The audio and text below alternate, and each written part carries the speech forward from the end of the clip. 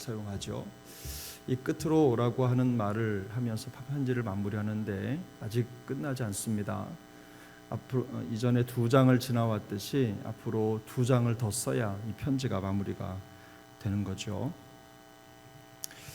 이 마무리를 시작하면서 바울은 내가 이전에 너희에게 했던 말을 반복한다라는 표현으로 시작하죠. 했던 것들을 한 번 더 쓰는 것이 혹은 여러 번 반복하는 것이 수고롭지 않다, 이런 표현을 씁니다. 지금부터 하는 말을 나도 알고 너도 안다, 이런 말이죠. 처음 쓰는 말이 아니라 내가 지금까지 했던 말, 이미 우리가 함께 공유하고 있는 진리, 너도 알고 나도 아는 진리, 이걸 다시 한번 적는다는 겁니다. 너도 알고 나도 아는 것이라면 어떤 것입니까? 결국 더 설명할 필요가 없다는 말이죠. 굳이 이렇다 저렇다 말할 필요가 없어요. 그냥 뚝 하면 호박 떨어지는 소리인 줄 안다는 거죠. 그런데 바울은 그 내용을 아주 상세하게 설명하기 시작합니다. 종종 우리가 알고 있는 대로 우리가 신앙생활을 하면서도 많이 경험을 하지만 알고 있다고 하는 것이 전부가 아니죠. 아는 게 삶이 될 때까지는 계속 들어야 할 필요가 있는 겁니다. 만약에 내가 알고 있는 것 같은데 그게 삶으로 사라지지 않으면 더 들을 필요가 있는 겁니다. 바울은 아마도 성도들이 내용을 알고 있는 것으로 그저 멈춰서 있는 게 아니라 그 아는 진리에 대한 지식이 삶으로 나타나기를 더 기대하고 고대하고 있는 것 같습니다. 바울은 여기에서 아주 험악한 표현을 사용하는데요. 우리가 읽은 대로 본문에 보면 2절이죠. 본문 2절을 보면 개들을 삼가고 행악하는 자들을 삼가고 또 몸을 상해하는 일을 삼가라, 이런 표현을 사용합니다. 그것은 성도들의 마음을 위태롭게 하는, 그래서 흔들게 하는 유대의 율법주의자들을 지칭하는 표현들입니다. 세 가지 다가 다른 사람들을 말하는 게 아니라 한 사람, 한 종류의 사람들, 유대 율법주의자들을 지칭하는 것이죠. 이 개라고 하는 표현은요,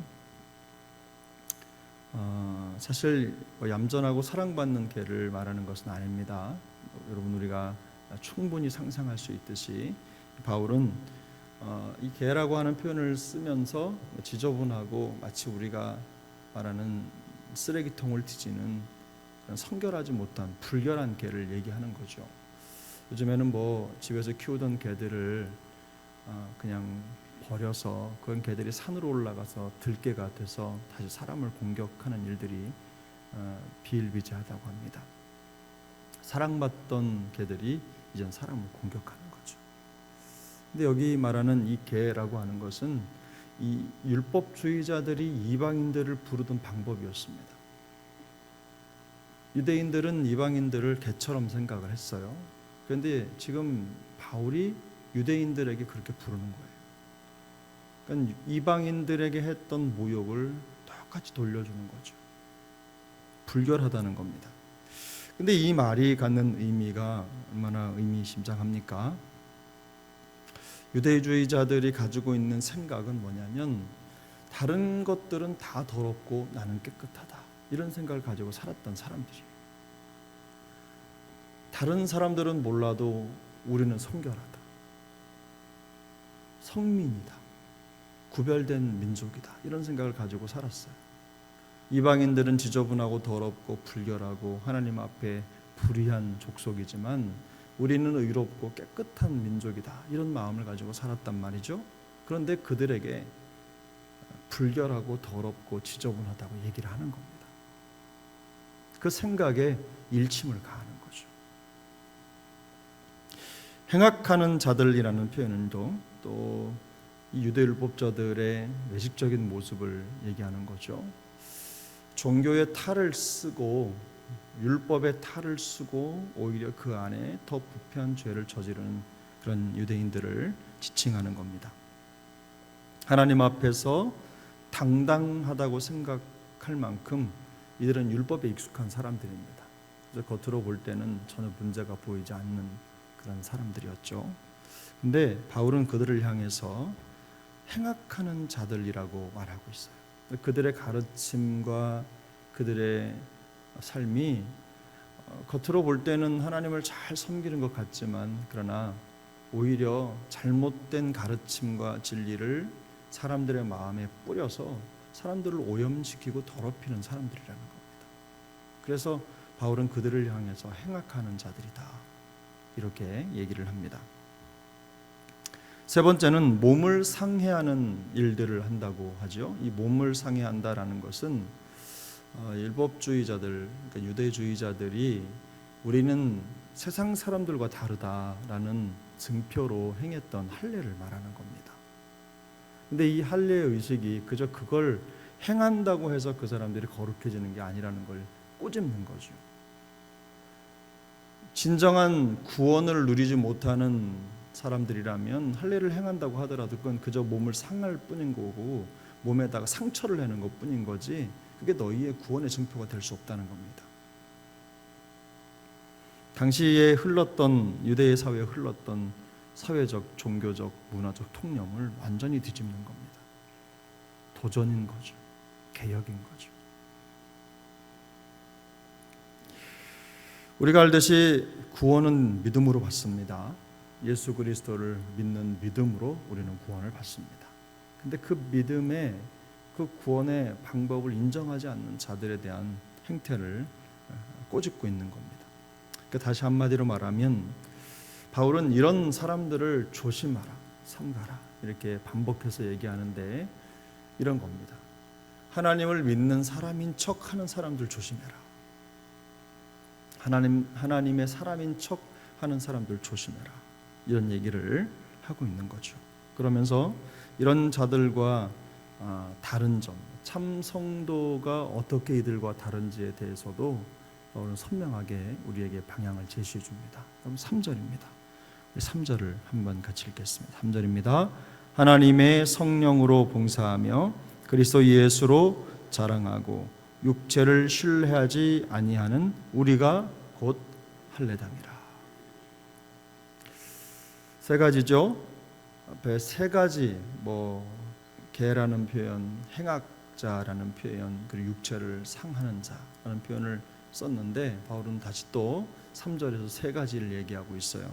성령으로 봉사하며 그리스도 예수로 자랑하고 또 육체를 신뢰하지 아니하는, 이 세 가지를 얘기하는 겁니다. 바울이 말하는 참된 성도의 요건이 무엇입니까? 첫 번째는 성령으로 행하는 자들이라는 거죠. 이 성령으로 봉사한다는 말은요, 봉사라는 말은 예배한다, 이런 뜻입니다. 그러니까 성령으로 하나님을 예배하고 삶의 모든 자리에서 하나님의 백성임을 예배로 나타내고 보여준다는 겁니다.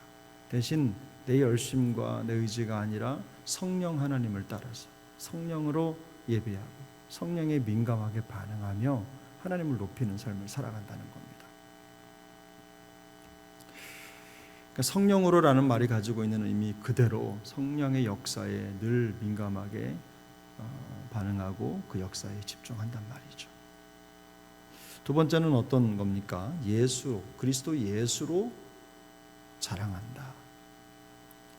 자기의 공의, 자기의 의, 자기의 경건의 능력, 내가 어떻게 하고 있는지 이런 걸 말하기보다는 우리 주님께서 우리에게 이루어 주신 구원의 은혜를 자랑한다는 겁니다. 구원이 나의 공로나 나의 능력으로 이루어지는 것이 아니라는 걸 확증하는 거죠. 구원은 우리 예수 그리스도를 통해서만 우리에게 올 수 있습니다. 사람이 어떤 능력, 어떤 노력으로도 얻을 수 있는 게 아니죠. 전적인 하나님의 은혜죠. 바로 그것을 자랑한다는 거예요. 세 번째는 육체를 신뢰하지 않는다. 우리가 상상하는 대로 내 명예, 내 능력을 자랑하지 않는다는 뜻입니다. 오직 그리스도인들이 자랑해야 될 것, 그리스도의 인격과 그분의 삶이죠. 그분의 사역입니다. 그분이 우리에게 하신 일, 그걸 자랑한다는 거예요. 우리가 예수를 믿는 그리스도인이 되어서 교회 안에 예배도 드리고 하나님께 기도하면서 살아가지만 사실 성령으로 행하고 그리스도로 자랑하고 육체를 자랑하지 않는다? 이거 참 쉽지 않습니다. 그냥 말은 편한데 이게 참 되질 않아요. 어려운 삶인 거죠. 그래서 바울은 자신조차도 이 삶을 온전히 이루지 못하고 있다고 솔직하게 말합니다. 나는 잘하니까 너희들 이렇게 해라, 이 말이 아니라 나조차도 사실 이루지 못하고 여전히 진행 중이다. 4절 이하에서부터는 바울이 자기 간증을 계속하죠. 어떤 삶을 살았고 내가 자랑할 것 있다면 너희들이 자랑하는 것만큼 훨씬 더 많은 것들을 가지고 있고 내가 정말 유대인 중에 유대인이고 또 율법주의자라, 율법이라고 하면 가장 율법을 잘 아는 자고 할례 받은 자들 중에 할례 받은 자고 히브리인 중에 히브리인이고 자기를 자랑할 것이 얼마든지 많이 있어요. 근데 그럼에도 불구하고 내가 지금 너희에게 사실은 말할 게 없다. 그래서 여기 보면 우리가 읽은 대로 바울은 그래요. 자기가 유익하게 생각했던 모든 것들을 이제 내가 다 버리고 그리스도를 얻는데 온 마음을 쏟고 있다라는 겁니다. 그래서 오늘 본문을 보면 12절과 14절, 16절이죠. 12절과 14절, 16절을 보면 바울은 달려간다. 또 잡으려고 한다. 13절에, 14절에 달려간다. 15절에 내가 열심히 16절에 행할 것이다. 이런 표현을 사용하면서 내가 여전히 이 목표를 향해서 열심히 달려가고 있는 존재일 뿐이다. 표대를 향해서 열심히 달려가고 있다는 것을 반복해서 얘기합니다. 바울이 이렇게 말하는 요지가 있죠. 분명하죠. 그것은 무엇입니까? 구원받은 성도에게는 끊임없이 달리고 또 달려서 도달해야 되는 매우 수준 높은 목표가 있다는 겁니다. 몇 사람에게만 있는 게 아닙니다. 우리 모두에게 이 목표가 있다는 거예요. 그런데 그 목표가 아주 수준이 높습니다. 아주 수준이 높아요. 그래서 참 이루기가 어렵다는 거죠. 신앙생활이라고 하는 게 그렇죠. 내가 생각하는 만큼 할 수 있는 만큼 하면 되지 뭐, 이게 아니라는 겁니다. 우리에게 주어진, 믿는 자에게 주어진 신앙생활의 목표는 무엇입니까? 그리스도 예수를 닮아가는 거죠. 예수를 본받는 거죠. 그래서 어렵다는 겁니다. 우리가 에베소서에서도 봤듯이 그리스도의 장성한 분량이 충만한 데까지 이르는 것, 바로 그것이 우리 성도의 삶의 목표인 것입니다. 그래서 바울은 나 또한 이루지 못했다. 그저 잡으려고 달려갈 뿐이다 라고 말하고 있는 것이죠. 그래서 바울은요, 이런 일들이 그저 나 혼자만의 열심으로 되지 않는다는 것을 또 본문에 장치를 두어서 표현을 하는데 4절 이하에 보면 자기 간증을 합니다. 나는 이렇고 얘기하다가 오늘 본문의 맨 마지막 16절에 가면 나라는 말이 우리라는 말로 바뀝니다. 이것은 뭐냐면 성도의 성숙은 그저 나 혼자 열심히 달린다고 되는 게 아니라 공동체 안에서 모두가 함께 같은 마음으로 달려갈 때 가능한 것이다 라는 것을 말하고 있는 거예요. 다른 지체들도 함께 성장하고 성숙할 때 내가 그 안에서 함께 성장해 간다는 거죠. 왜 그렇습니까? 우리가 그리스도의 몸을 이룬 지체이기 때문인 겁니다. 그래서 그토록 신앙생활은 혼자 하는 게 아니죠. 혼자 할 것 같으면 나 혼자만 열심히 하면 되는 거죠. 근데 그게 아니라 조금 내가 빠른다 싶으면 조금 기다리고 늦다 싶으면 조금 더 열심을 내고 하면서 자꾸만 그 선을 맞추는 거예요. 그래서 저는 신앙생활의 여정을 영적인 2인 삼각이라고 생각합니다. 2인 삼각 뭔지 아시죠? 다리 묶고 어깨 동무하고 어깨 나란히 맞춰서 영차 하면서 같이 뛰는 거죠. 마음을 같이 해서 호흡을 맞추면서 함께 달려가는 거예요. 그게 진정한 신앙생활입니다. 그래서 바울은 지금 우리가 서로 영적으로 팔짱을 끼고 어깨동무를 하고 또 영혼의 호흡을 맞춰가면서 그리스도 예수께서 우리에게 주신 최종의 목적이죠. 예수를 닮아가는 일에 함께 마음을 쏟아 달려가자. 이 얘기를 하고 있는 것입니다. 성도의 상황과 수준과 또 여건이 다 다릅니다. 다 다른 거 인정합니다. 그러나 목표는 같습니다. 어떤 상황에 놓여 있든 어떤 자리에 있든지 우리 모두의 목표는 같습니다.